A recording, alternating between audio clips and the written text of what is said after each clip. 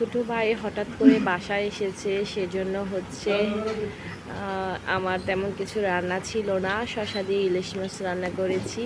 তো যাই হোক, ঝটপট করে হচ্ছে আমি মাংস ভিজিয়ে নিয়েছি।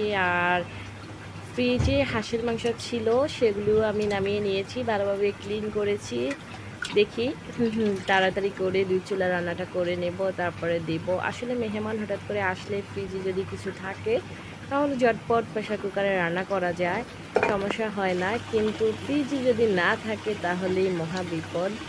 এই তো এখানে একটা মাছের মাথা ছিল, মাথাটাকে আমি আগেভাগে নামিয়ে সেটাকে হচ্ছে ভেজে এখন টমেটো দিয়ে ভালোভাবে কুক করে নিচ্ছি। আর রান্না করতে করতে হচ্ছে একজনের কথা মনে পড়ে গিয়েছে। আমার হাসব্যান্ড এই মাছের মাথা খেতে অনেক বেশি লাইক করে। যাই হোক, তাকে খুব মিস করতেছি।